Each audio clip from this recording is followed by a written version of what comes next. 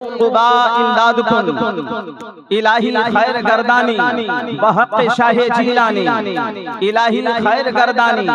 بحق شاہ ہند الولی، برائے پنجتن پاک یا مخدوم اشرف جہانگیر سمنانی، ادھر بھی یک نظر کر دو مٹے ہم سب کی ساری پریشانی۔ اعلیٰ حضرت عظیم البرکت مجددین ملت امام عشق و محبت علیہ رحمت و رضوان ارشاد فرماتے ہیں، لحد میں عشق رخ شہ کا داغ لے کے چلے، محبت سے بولے سبحان اللہ، لحد میں عشق رخ شہ کا داغ لے کے چلے، اندھیری رات سنی تھی چراغ لے کے چلے، تیرے غلاموں کا نقش قدم ہے راہ خدا، وہ کیا بہک سکے جو یہ سراغ لے کے چلے، وہ کیا بہک سکے جو یہ سراغ لے کے چلے۔ معزز سامعین کرام، ایک عاشق صادق نے کہا کہ ہزار بار بشویم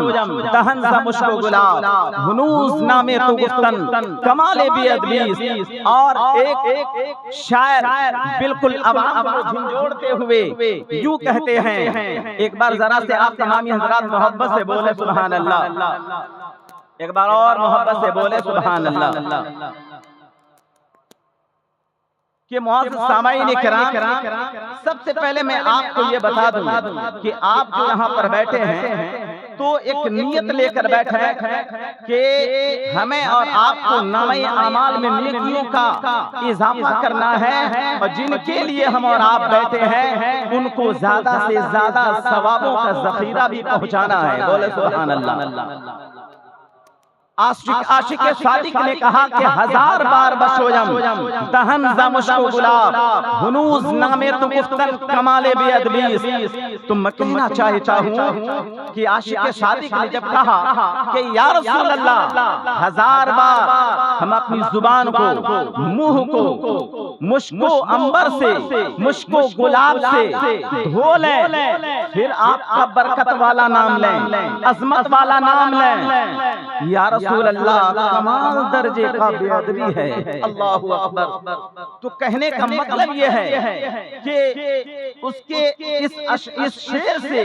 ہمیں احساس ہوتا ہے کہ وہ نبی سے کتنی محبت کرتے ہیں۔ تو ہمیں اور آپ کو بھی چاہیے کہ ہم آقا کونین صلی اللہ علیہ وسلم سے اس طریقے سے محبت کریں کہ ہم اور آپ اس طریقے سے محبت کریں، تو محبت کرنے کے بعد لوگوں کو بھی احساس ہو جائے یقیناً یہ کوئی غدار نہیں ہے بلکہ یہ نبی کا وفادار ہے۔ آئیے ہم اور آپ مل کر غلامی کا ثبوت دیتے ہوئے پورا مجمع محبت کے ساتھ درود پاک سنائیے، اللہم صلی علی سیدنا و مولانا محمد بارک وسلم، صلو علیہ صلاۃ و سلام علیک یا رسول اللہ صلی اللہ تعالی علیہ وسلم۔ معزز سامعین کرام، سب سے پہلے ایک حدیث پاک سے میں اپنی گفتگو کا آغاز کرنا چاہتا ہوں۔ تو سب سے پہلے میں آپ کو بتا دوں جو آج ہم تمامی حضرات جس کے ایصال ثواب کے لیے بیٹھے ہیں ان کا نام کیا ہے؟ مرحوم مغفور جناب عبدالواجد صاحب ہے۔ جناب عبدالواجد صاحب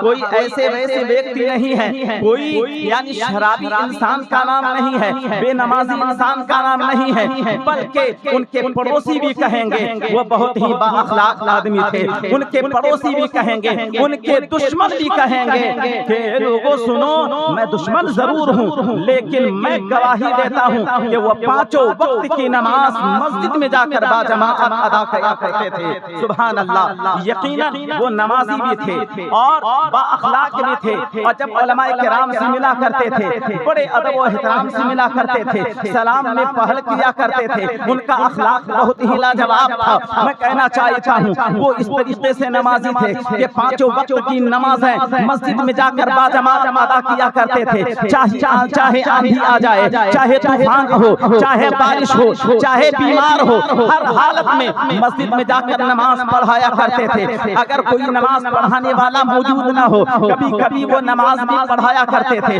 آذان بھی دیا کرتے تھے۔ تو میں کہنا چاہتا ہوں جو نماز پڑھنے والا ہو، جو نماز پڑھنے والا ہو، جو نماز پڑھانے والا ہو، جو آذان دینے والا ہو، جو اچھی طریقے سے وضو کر کے مسجد میں داخل ہونے والا ہو، وہ جہنمی نہیں ہو سکتا ہے، وہ تو جنتی ہوتا ہے، وہ جنتی ہوتا ہے، کیونکہ جو جہنمی ہوتا ہے وہ نمازی نہیں ہوتا ہے، جو جہنمی ہوتا ہے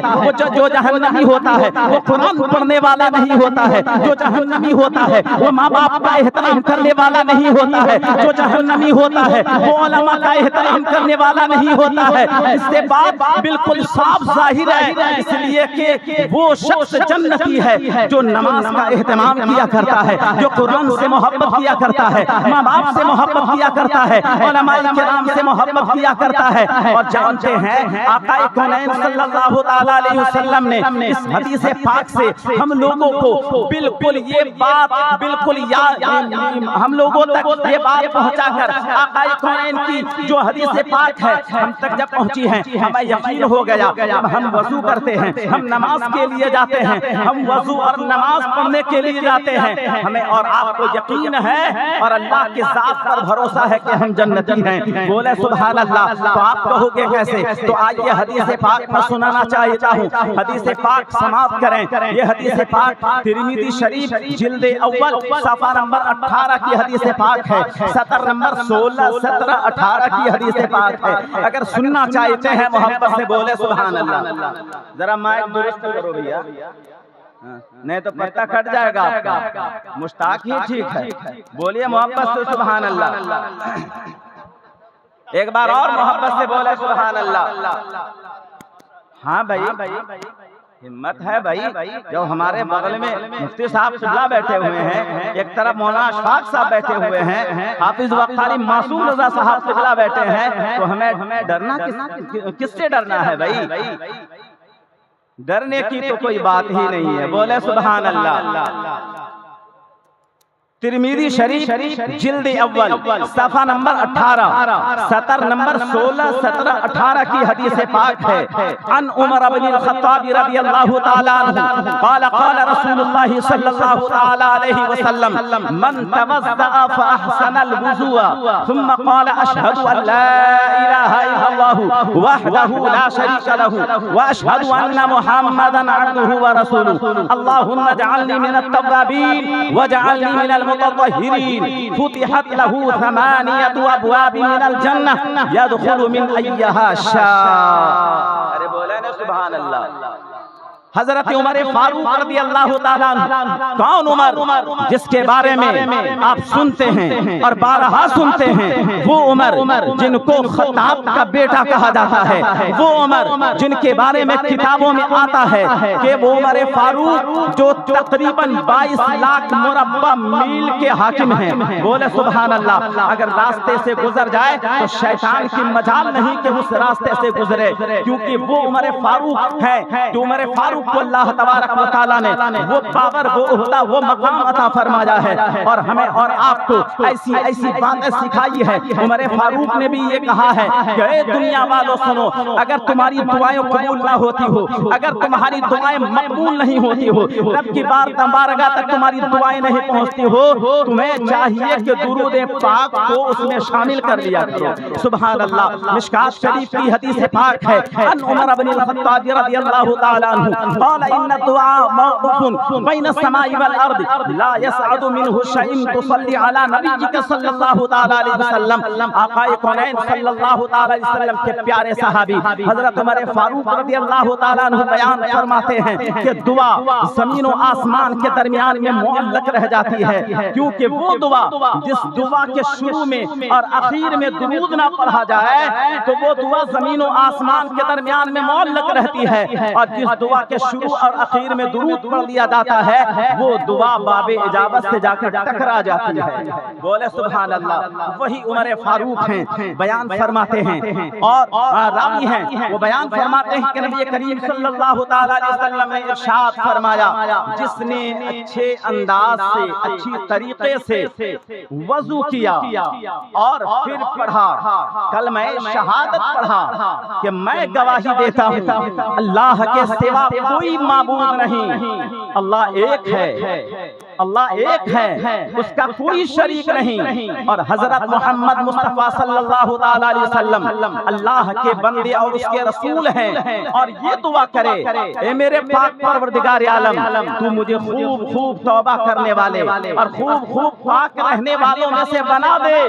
تو آقا کونین ارشاد فرماتے ہیں، جو وضو کرتا ہے، وضو کرنے کے بعد اور کلمہ شہادت پڑھتا ہے اور اس دعا کو پڑھ لیتا ہے، تو آقا کونین ارشاد فرماتے ہیں اللہ تبارک و تعالی اس بندہ مومن سے اس طریقے سے راضی ہو جاتا ہے، اتنا راضی ہو جاتا ہے، آقا ارشاد فرماتے ہیں کہ جنت کے 8 دروازے کو کھول دیا جاتا ہے اور ندا ہوتی ہے، اے انسان سنو، اے اچھے انداز سے وضو کرنے والے، اے نمازی انسان سنو، تمہارے لیے جنت کے 8 دروازے کو کھول دیا گیا ہے، تم جس دروازے سے جنت میں جانا چاہتے ہو جنت میں داخل ہو جاؤ۔ بولے سبحان اللہ۔ تو پتہ کیا چلا، جب وضو کرنے کے بعد یہ دعا پڑھ لے ان کے لیے جنت کے 8 دروازے کھول دیے جاتے ہیں، جب یہ وضو میں اتنا کمال ہے تو نماز میں کتنا کمال ہوگا۔ بولے سبحان اللہ۔ اب آپ ہی بتائیں، وہ انسان جو 5 وقت کی نمازیں گھر میں نہیں مسجد میں ادا کرتا ہو تو وہ جہنمی کیسے ہو سکتا ہے؟ اسی لیے مجھے یقین ہے وہ جنتی ہے، ان کی قبر میں اللہ تبارک و تعالی رحمت و نور کی بارش کو اللہ تبارک و تعالی نے نازل فرما دیا ہوگا۔ اور میں ایک حدیث پاک سنانا چاہتا ہوں اور بڑی تیزی کے ساتھ اپنی باتوں کو سمیٹنا چاہتا ہوں، اس لیے کہ اتنا خرچہ کرنا بالکل یہ آسان بات نہیں ہے۔ علی رضا رہبر بھائی، یہ تو آپ کے سن باپ ہیں، یقیناً جو جتنے بھی آپ کے سن بھائی ہیں اور آپ کے جیجا جی ہیں، یقیناً سب کے سب دلدار ہیں۔ بولے سبحان اللہ۔ سب کے سب اپنے والد سے محبت کرتے ہیں اور یہ چاہتے بالکل شارٹ سے نکل سکتے تھے، چھوٹی سی محفل سجا کر نکل سکتے تھے اور بالکل چند لوگوں کو بلا کر قرآن خوانی کر کے کام چلا سکتے ہیں، لیکن انہوں نے ایسا نہیں کیا۔ بالکل پورے گاؤں میں دعوت انہوں نے دی ہے اور قرآن خوانی بھی ہوئی ہے اور کثیر تعداد میں لوگ قرآن پاک کی تلاوت بھی کیے ہیں اور کثیر تعداد میں لوگ آ کر دوپہر کا کھانا بھی تناول فرما کیے ہیں اور ابھی بالکل جلسے کا اہتمام ہے۔ بالکل میں تمامی نوجوانوں کو، یعنی ان کے تمامی بیٹوں کو، ان کے تمام بیٹیوں کو، ان کے تمام رشتہ داروں کو بالکل مبارکباد دینا چاہتا ہوں جو آپ نے اہتمام کیا ہے، جو ایصال ثواب کا جو اہتمام آپ نے کیا ہے۔ میں دعوے کے ساتھ کہتا ہوں اللہ تبارک و تعالی آپ کا ایصال ثواب کرنا اللہ تعالی قبول فرما لے گا، اور کیوں نہ ہو آئیے حدیث پاک سنیے۔ آقا کونین صلی اللہ تعالی علیہ وسلم ارشاد فرماتے ہیں مل میت فی القبر الا کالغریق المتغوص ينتظر دعوة تلحقه من اب او اخ او ام او صديق او كما قال النبي صلی اللہ تعالی علیہ وسلم۔ آقا کونین صلی اللہ تعالی علیہ وسلم تشریف فرما ہے، صحابہ کرام کی انجمن لگی ہوئی ہے۔ آقا کونین صلی اللہ تعالی علیہ وسلم نے ارشاد فرمایا، اے میرے صحابیوں سنو سنو، تم میں سے اگر کسی کا انتقال ہوتا ہے تو تم کیا کرتے ہو؟ ایک صحابی کھڑے ہوتے ہیں اور عرض کرتے ہیں یا رسول اللہ صلی اللہ علیہ وسلم، ہم لوگ ان کو اچھا کفن دیتے ہیں اور ان کی نماز جنازہ ادا کرتے ہیں اور ان کو دفن کر کے لوٹ کر چلے آتے ہیں۔ اب مدینے والے مصطفیٰ نے ارشاد فرمایا، اے میرے صحابیوں سنو سنو، اچھا ٹھیک ہے، تم ان کے لیے اچھے کفن کا اہتمام کرتے ہو، بہت اچھا کرتے ہو، نماز جنازہ میں شامل ہوتے ہو، بہت اچھا کرتے ہو، اور تمہیں نیکیوں کا ایک پہاڑ اللہ تبارک و تعالی عطا فرمائے گا اور تم انہیں دفن کر دیتے ہو، لوٹ کر چلے آتے ہو۔ کبھی تم نے سوچا جن کو تم نے دفن کیا ہے ان کی کیفیت کیا ہوگی قبر میں، ان کی حالت کیا ہوگی قبر میں، کہ وہ کس حالت میں وہاں رہیں گے؟ تو سارے صحابی نے عرض کی یا رسول اللہ ہم تو نہیں جانتے ہیں، یہ تو بالکل دستور ہے، یہ تو آپ کی سنت ہے، ہم آپ کی سنت کو، آپ کے فرمان کو بالکل اپناتے ہیں اور آپ کے حکم کو فالو کرتے ہیں کہ ہم جنازہ پڑھتے ہیں، اچھا کفن دیتے ہیں اور انہیں دفن کر دیتے ہیں، لوٹ کر اپنے گھروں کو چلے آتے ہیں۔ اور قبر میں کیا ہوتا ہے یا رسول اللہ یہ آپ جانتے ہیں اور آپ کا رب جانتا ہے۔